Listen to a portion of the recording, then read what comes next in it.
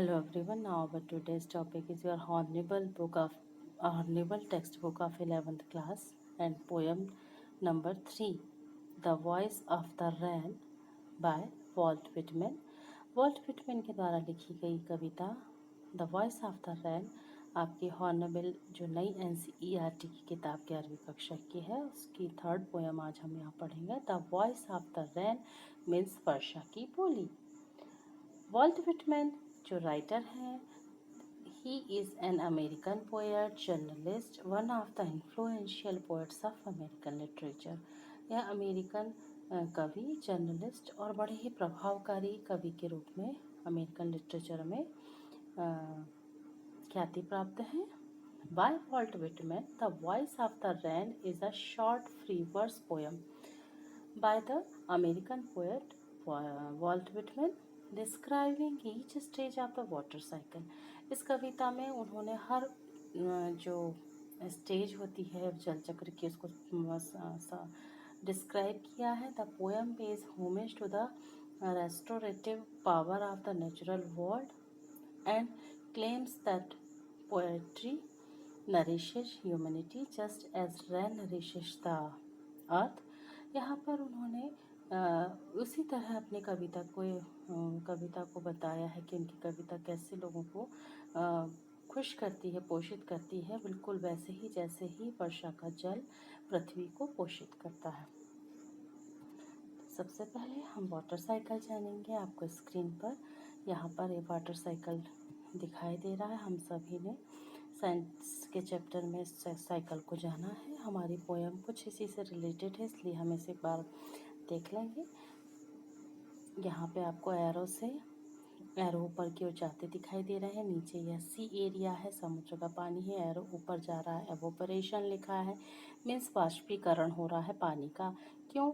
Sunlight की heat की वजह से पानी गर्म हो रहा है, उसकी भाप क्रिएट हो रही है, वेपर क्रिएट हो रही है। यह भाप और ऊपर जा रही है, ऊपर जा रही है। यहाँ इसमें कंडेंसेशन की प्रोसेस कहलाती है, इसे संघनन कहा जाता है। इसी से बादलों का निर्माण होता है, जिसे लिखा गया है क्लाउड्स फॉर्म।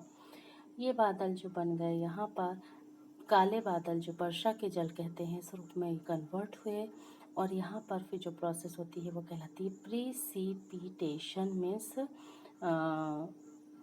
बरसात पड़ने वाला जो पानी होता है वह बूंदों के रूप में ठंडा होकर के फिर से नीचे धरती पर गिरता है। इसी को वर्षा कहा जाता है, रैन कहा जाता है। अब इस एरिया में बात कर रहे हैं, यह हरियाली वाला ग्रीनिश पार्ट अपने लैंड का दिख रहा है, ये हिली पार्ट दिख रहा है। इन सब के नीचे भी जो अंडरग्राउंड वाटर है, उस वाटर में भी वाष्पीकरण की प्रोसेस होती है, जिसे ट्रांसपीरेशन कहा जाता है, जिसे भाप की निकास कहते हैं। यहाँ पर भी गर्मी पड़ने के कारण धीरे धीरे भाप ऊपर उठती है। यह भाप ऊपर उठ करके कंडेंसेशन मीन्स फिर से संघनन के द्वारा बादलों में कन्वर्ट होती है, बादल के निर्माण होते हैं और फिर से यह ठंडी होकर के वर्षा के रूप में प्रेसिपिटेशन की प्रोसेस में नीचे गिरती है। पानी दो अलग अलग फील्ड से यहाँ से ऊपर गया और फिर बरस गया। सिमिलरली यहाँ से जो सी एरिया से पानी गया, इवोपरेट हुआ, क्लाउड फॉर्म, यहाँ क्लाउड्स के फॉर्मेशन हुए, कंडेंसेशन हुआ, फिर से धरती पर बरस गया। इसीलिए इसे चक्र कहा गया है कि जहाँ से उठा और नीचे फिर एक्यूमुलेशन लिखा है। एक्यूमुलेशन मीन्स होता है संचय हो जाना। मीन्स यहाँ पर संचय हो जाता है, पानी यहीं से उठा, इसका ओरिजिन ये नीचे लैंड एरिया ही था, चाहे वो समुद्री जगह हो, पहाड़ी हो या ग्रीनिश पार्ट ऑफ अर्थ हो। इन्हीं इसकी जो ओरिजिन पॉइंट है, इस ओरिजिन पॉइंट से पानी ऊपर अलग अलग प्रोसेस के थ्रू उठा और फिर से ऊपर जा कर के नीचे बरस गया। That is called water cycle. और हमारी जो कविता है इस पूरे चक्र को ही डिस्क्राइब करती है। चलिए कविता समझेंगे। सबसे पहले हम डिफ़िकल्ट वर्ड मीनिंग्स को जानेंगे। First word is impalpable, something that can not touch, अस्पर्शनीय। लैब, वॉश या बाथ, धोना, नहाना। एटॉमीज, टाइनी पार्टिकल्स, छोटे छोटे सूक्ष्म कण। लेटेंट, हाइडन, छुपे हुए। यहाँ पर भी ये वाटर साइकिल आपको दिख रहा है। कलेक्टिव वाटर जो है कलेक्शन ऑफ वाटर है या फिर वेपोराइजेशन के थ्रू। इसमें लिखा हुआ है इवेपोरेशन, कंडेंसेशन, प्रेसिपिटेशन, फिर से धरती पर आ गया। That is called water cycle.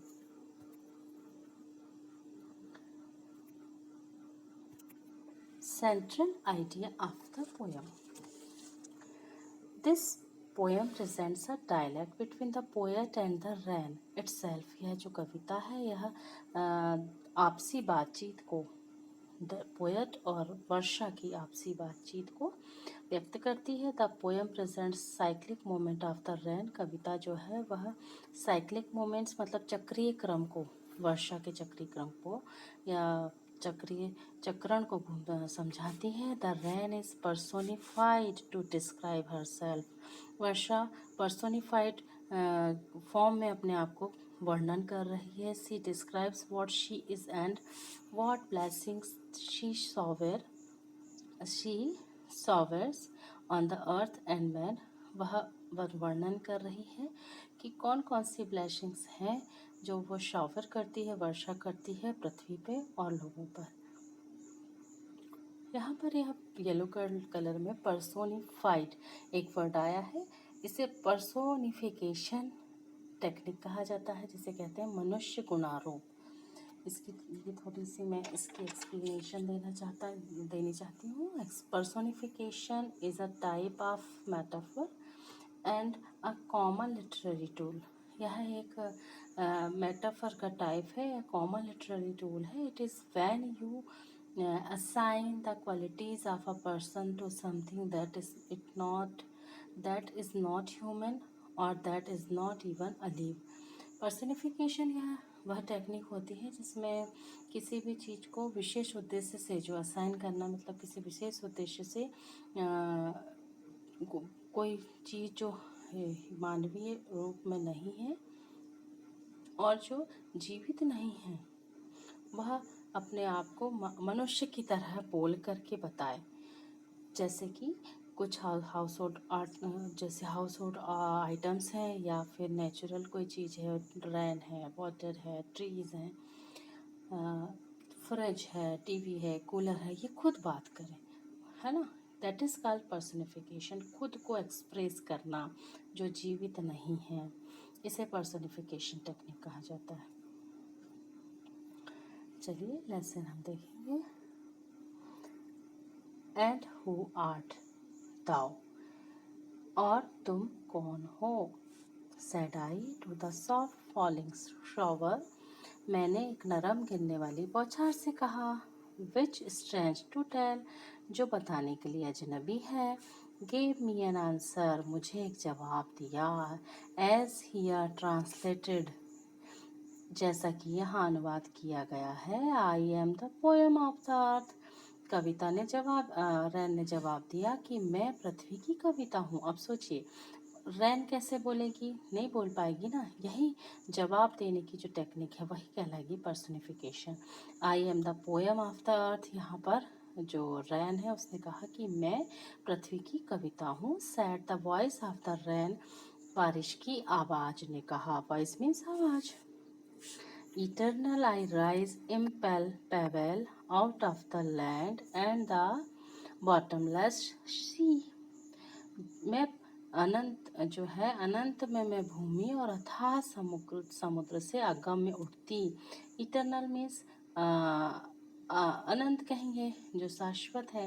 अनंत में मैं भूमि, I rise impalpable out of the land means पृथ्वी से, और अथाह समुद्र, बॉटमलेस मतलब जिसकी सीमा नहीं है, ऐसे समुद्र से उठती हुई।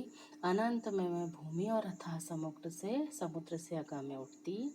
Upward to heaven, whence vaguely formed, altogether changed and at the same. इस लाइन को हमको देखना है। Upward to the heaven, upward to heaven, heaven means क्या होता है, स्वर्ग की ओर। स्वर्ग, हेवन मीन्स होता है स्वर्ग। अपवर्ड मतलब स्वर्ग की ओर। जहाँ, वेंस वग्युअली फॉर्म्ड ऑल टुगेदर, जहाँ स्वर्ग की ओर जहाँ स्पष्ट रूप से पूरी तरह से बदल गया, means vaguely form altogether change, मतलब जहाँ स्पष्ट रूप से पूरी तरह बदल गया, एंड एट द सेम, फिर भी वही, मीन्स पूरी तरह से बदलने के बाद भी अभी भी वही, मतलब हमने वाटर साइकिल में देखा ना, पानी जो है सिंपल पानी है, वेपोरेशन मतलब बाष्पीकरण हुआ, चेंज हुआ, पानी से भाप बनी, भाप से फिर कंडेंसेशन से पानी ठंडा हुआ, बूंदें बनी, बूंदों के बाद बादल से फिर वह फिर से बरसा। तो चेंज का मतलब यह है कि ना, मैं स्वर्ग की ओर जहाँ स्पष्ट रूप से पूरी तरह से बदल गया, ऊपर जाने के बाद बादलों के पर बात हो रही, स्वर्ग से तात्पर्य बादलों से है कि स्वर्ग की ओर जहाँ स्पष्ट रूप से पूरी तरह से बदल गया, फिर भी अभी भी वही है। I descend to lave the dots.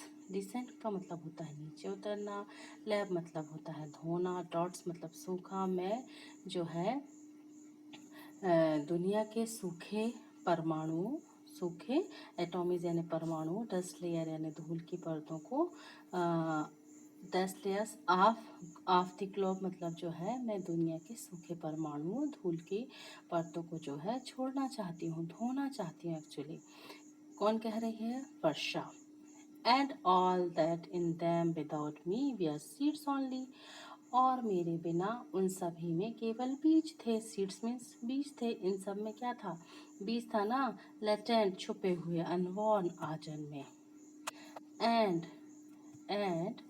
forever by day and night I give back life to my own origin and make pure and beautify it, means कवि कह रहे हैं, कवि ये बता रहे हैं कि और हमेशा के लिए, एंड फॉर एवर मतलब और हमेशा के लिए, दिन और रात, I gave back life to my own origin, मैं जो है अपने मूल को वापस जीवन देती हूँ। मीन्स रैन यहाँ पे कह रही है कि मैं और हमेशा के लिए, दिन और रात, मैं अपने मूल को वापस मूल को वापस जीवन देती हूँ। And make pure and beautified, और इसे शुद्ध और सुशोभित करती हूँ। यह तो हुई रैन की पर्सनिफिकेशन टेक्निक से कही गई अपनी बात। In a bracket, for song issuing from its birthplace after fulfillment, wandering, racked or unracked, duly with love returns। यहाँ पर कवि ने अपने विषय में, अपने सॉन्ग के विषय में कहा है, अपने गीत के विषय में कहा है कि जैसे पानी अपने ओरिजिन से उठ करके डिफरेंट रूप को चेंज करके फिर से वह अपने ओरिजिन पे वापस आ रहा है, मीन्स धरती से ही उठा और अलग अलग स्टेप को पार करके फिर से धरती पर ही लौटा और धरती को पोषित किया। ऐसे ही कवि ने अपने विषय, अपने गीतों के लिए और गीत के लिए, for song issuing from its birth, वैसे ही वह अपने जन्म स्थान से जारी होता है। आफ्टर फुलफिलमेंट, पूर्ति के बाद, वॉन्डरिंग यानी भटकता हुआ, रैक्ड और अनरैक्ड, ड्यूली मीन्स जाने अनजाने, ड्यूली विथ लव रिटर्न्स मतलब विधिवत प्रेम के साथ जो है वह फिर से वापस मेरे ही पास आ जाता है। तो कवि ने द वॉइस ऑफ द रैन जो है उसको बहुत ही सुंदर ढंग से समझाए हैं, जल चक्र को, कि कैसे वह अपने ओरिजिन से उठ के फिर से ओरिजिन पे आती है। सिमिलरली वैसे ही कवि के जो गीत हैं वह भी अपने बर्थ प्लेस से इशू होकर के, जारी होकर, सब लोगों को संतुष्ट करते हुए, भटकते हुए, जाने अनजाने, फिर विधिवत रूप से, विधिवत प्रेम के साथ कवि के ही पास वापस आते हैं। So I hope you like this poem, and if you like this poem, so please like, share and subscribe my channel. Thank you for watching. Have a nice day.